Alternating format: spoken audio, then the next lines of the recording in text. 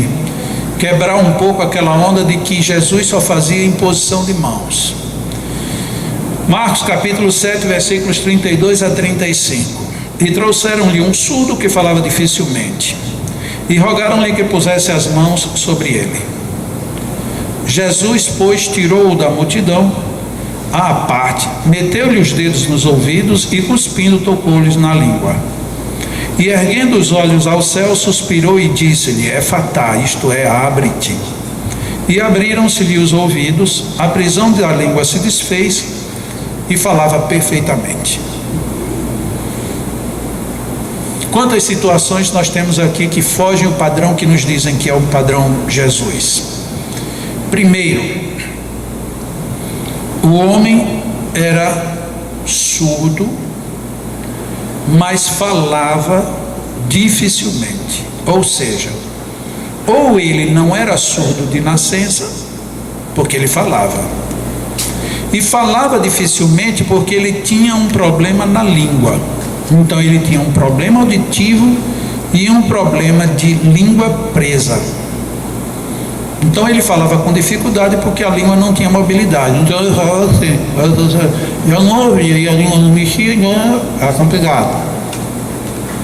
Esse era a personagem que chegou para Jesus. Mas Jesus não curava todo mundo na multidão? O que foi que ele fez com esse homem? Tirou da multidão e levou à parte, ou seja, tirou e levou para um outro lugar. Primeiro ponto, já não tratou na frente de todo mundo. Por que Jesus não tratou na frente de todo mundo? Porque existem casos que são mais complexos. Esse era um deles. À parte, o que Jesus fez? Meteu-lhe os dedos nos ouvidos. Como assim? Os dedos de Jesus não entram, porque o orifício auricular de todo mundo só dá para ir até um certo ponto. Então o que ele quer dizer com meteu-lhe os dedos? Quando a gente lê Deleuze, que era um magnetizador visivelmente digital, ele diz que para algumas das situações você converge os dedos. Convergir os dedos nos ouvidos. Isso a gente tem um nome hoje, se chama introjeção fluídica ou magnética.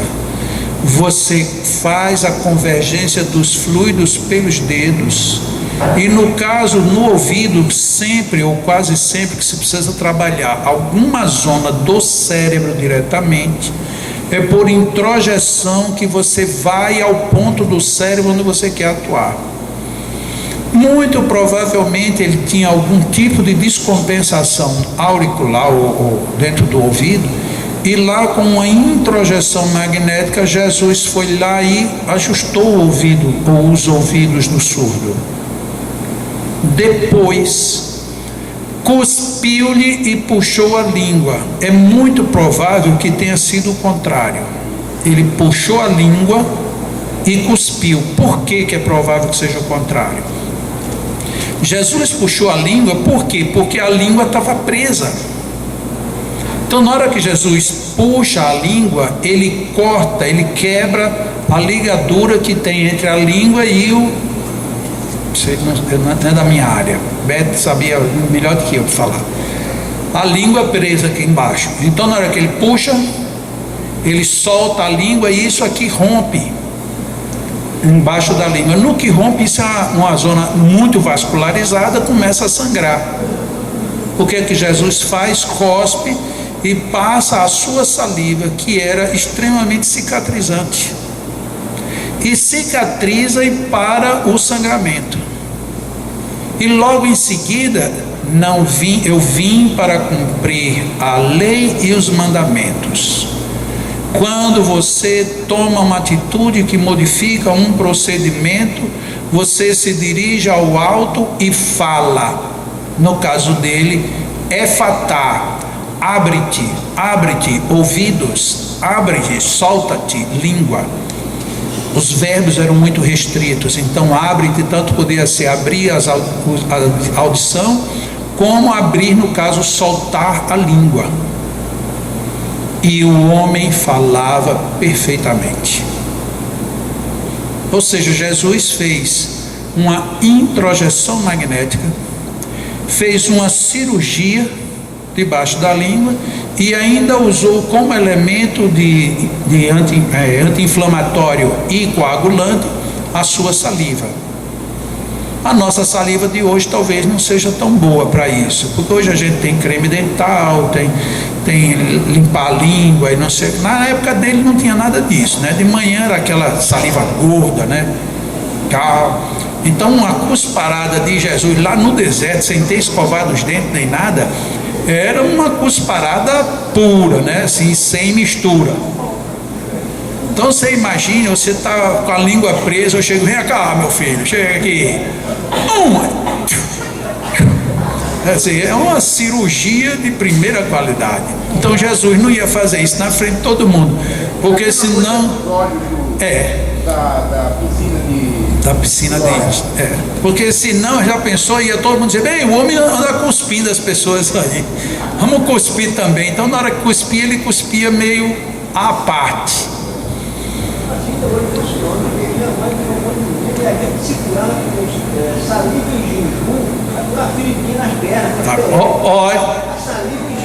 Saliva em jejum passando nas pernas, nas feridinhas.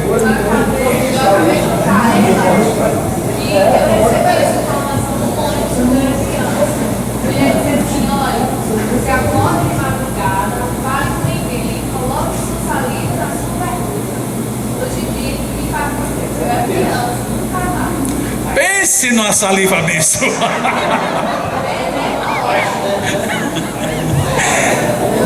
Mas é lógico, apesar de que eu diga às vezes de brincadeira para ficar mais leve, mas é sério.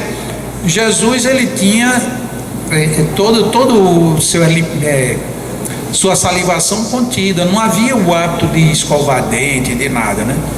Então eu imagino o hálito daquele pessoal. É por isso que a gente não vê foto daquele tempo, desenho do pessoal se beijando na boca. Naquele tempo não se beijava na boca, né? Porque ia pensar que a língua da pessoa era uma verruga e caía tudo.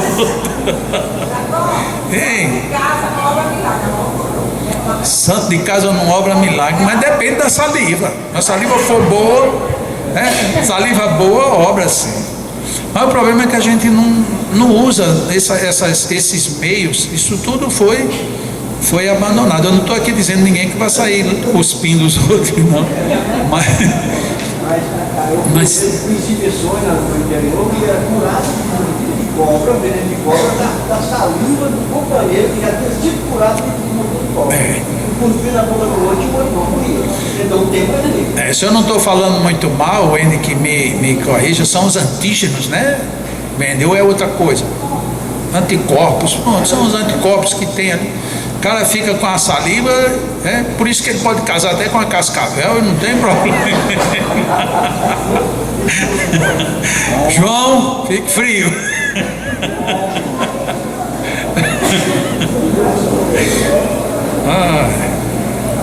E aí no capítulo 8, Marcos mostra uma outra situação semelhante.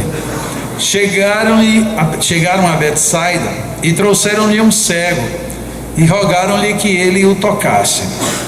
Jesus, pois, tomou o cego pela mão e o levou para fora da aldeia. Veja de novo a situação. Primeiro ele tirou da multidão e levou-o à parte, provavelmente em algum lugar reservado. No cego, ele tirou da multidão e levou para fora da aldeia. Mas Jesus não curava só tocando, ou só dizendo, quero que fique curado, a tua fé te curou. Mas a gente vê que nem sempre é necessariamente desse jeito. Existem procedimentos. Em magnetismo existem procedimentos. Tem situações que você vem e recebe um passe e diz, nossa, mudou tudo, que coisa maravilhosa. Tem outras situações que pedem de fato um encaminhamento, um tratamento seguido, regular e metódico, conforme Allan Kardec propõe. São casos e casos. Tem casos que são pesquisas, tem casos que já tem mais ou menos um bom caminho, a gente já sabe mais ou menos por onde ir. Mas tem coisas, antes de terminar de ler, que como são curiosas. Nós temos, enquanto humanidade, algumas enfermidades milenares, que até hoje nem a ciência conseguiu. E aí fica a pergunta, por que o magnetismo também não conseguiu? O magnetismo eu sei, que o magnetismo é relativamente novo, tem 300 anos, teve um auge há mais ou menos 200 e poucos anos, e depois, logo depois de Kardec, houve um declínio e passamos aqui 150 anos praticamente sem mexer em magnetismo. Então um negócio desse não vai para frente. Que, por exemplo, crise de gota, isso já era para a gente ter vencido, fosse porque meio fosse. Lúpus, por que isso ainda está no princípio de uma investigação? Porque nós simplesmente não demos continuidade. Diabetes, hoje em dia pelo menos a gente sabe fácil quem é e quem não é diabético. E quem é, a gente tem um meio que não é dos melhores, mas você tem um meio da qualidade de vida e longa vida. Mas se a gente retorna aqui a 150 anos, a pessoa morria de diabetes sem saber. Não, o cara estava bonzinho, de repente passou mal e morreu. Aí vai examinar o coração, morreu bom. Também morreu bom de quê? O que foi que houve? Diabetes, açúcar. E a gente ainda vacila com isso. Hipertensão. Eu imagino que quando a gente remonta aqui a 1000 anos, a longevidade humana era muito baixa. Por quê? Porque não tinha geladeira. Todo mundo que tinha carne era carne salgada, porque era o conservante natural da carne é o sal. Aí a pessoa hipertensa sem saber, só tem para comer o que? Carne. Se não comer carne morre. Aí come carne salgada. Aí a pessoa com hipertensão come carne salgada todos os dias, morria jovem, 25, 30 anos a pessoa já tinha ido embora. Hoje pelo menos a gente não sabe ainda como resolver tudo, mas já se tem medicamentos, tem prevenções, tem mil situações. Mesmo assim, se nós formos frios na análise, descobriremos o quanto estamos lerdos na solução de problemas primários. O magnetismo pode e já deveria. O problema é que a gente parou no tempo. Aqui a gente tem pelo menos 3 livros clássicos, 2 do Barão do Poté e um do... E quem é o outro que tem aí? Não, o de Deleuze está em falta. Tem o Barão do Poté e o de Ponsegui. Em todos eles, à medida que a gente vai lendo, a gente encontra casos de terapias que até hoje a gente está batendo com a testa na parede.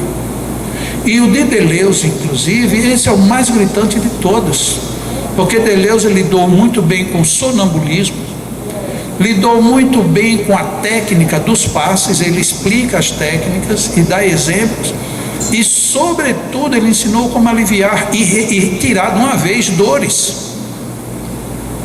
E hoje, em pleno 2016, tem gente que só tira dor se for na base do analgésico.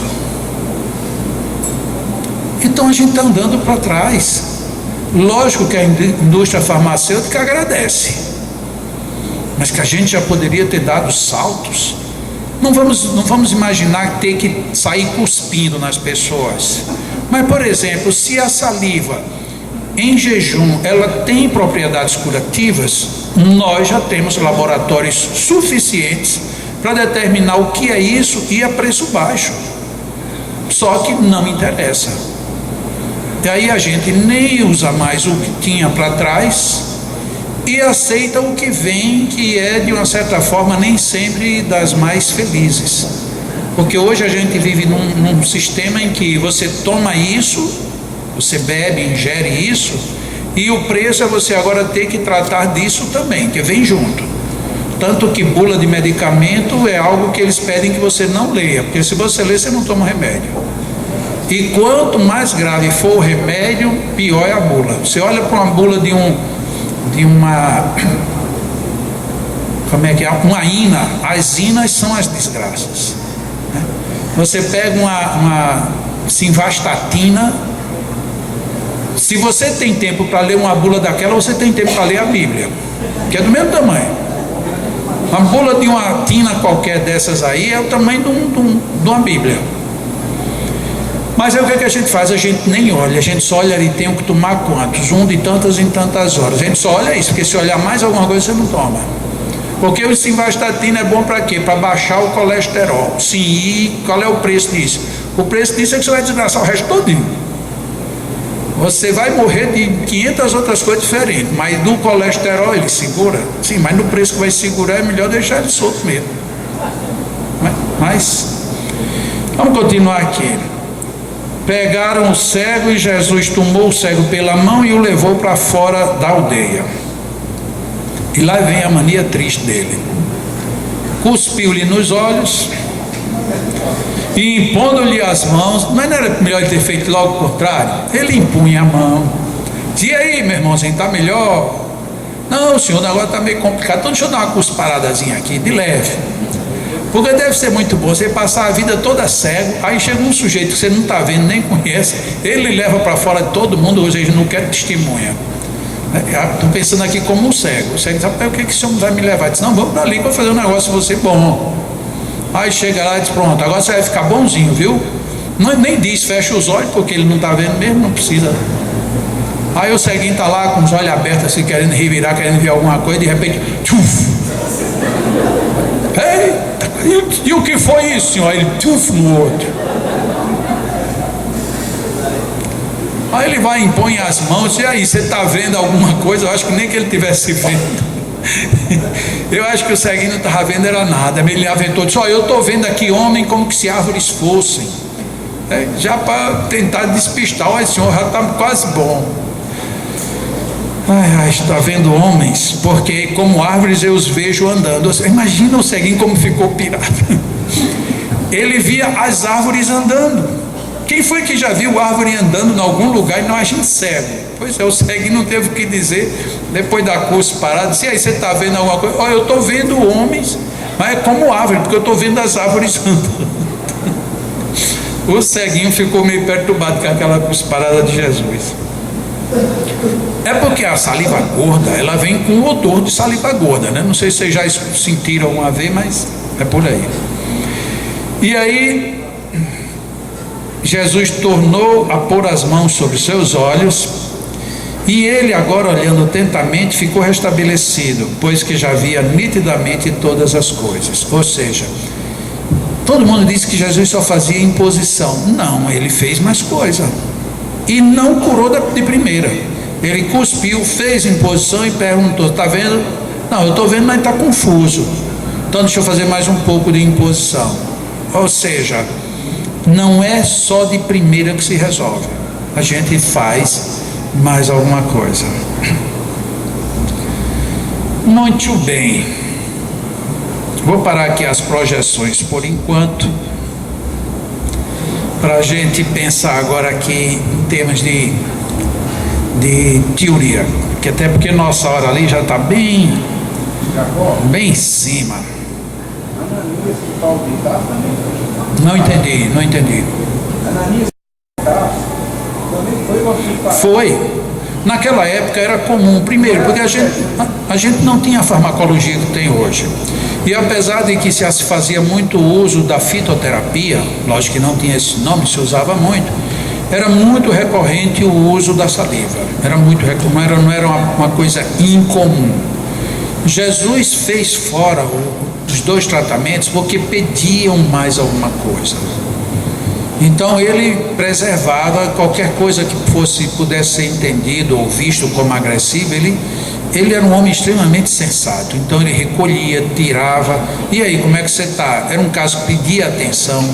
Os outros casos não, a pessoa veio, tocou nele e ficou boa. O outro disse, tá bom, mas eu queria que o senhor fosse curar lá minha filha. Não, pode voltar, ela já está curada. Quer dizer, teve muitos casos em que ele não teve nenhuma necessidade de uma ação diferenciada, mas teve os casos diferentes. E é tão interessante que isso vale para tudo. Por exemplo, no estado de catalepsia, estava havendo o enterro do filho de uma senhora. Isso não me lembro agora qual é exatamente o capítulo, mas está no Novo Testamento. E a mulher vinha chorando quando Jesus aparece. Ela disse: Senhor, tu que tens o dom da vida e da morte, livra meu filho da morte. Ele é meu único filho, eu não tenho quem me sustente, eu só tenho a ele. E Jesus vai, o pessoal estava levando a esquife nos ombros. Ele, antes de pedir para que descessem, ele toca na borda da esquife. No que ele toca, o rapaz dá um pulo. Eu imagino a cena. Vocês imaginem aqui o enterro, todo mundo chorando, 4 pessoas segurando aqui. Aí de repente o defunto dá um pulo lá. Ei, o que está acontecendo? Ele deve ter sofrido uma queda, né? Porque nessas horas o pessoal, para soltar aquilo, era um negócio fantástico. Então Jesus apenas tocou na esquife e o homem restabelece todo o padrão magnético. Nesse livro do La Fontaine, ele conta 2 casos de letargia completa. Um, inclusive, o rapaz ia ser enterrado. Já não tinha movimento, eles viam os movimentos, os pulsos cardíacos parados. E o próximo passo era eles colocarem um espelho próximo à narina, porque se você tiver um mínimo de respiração que seja, você embaça.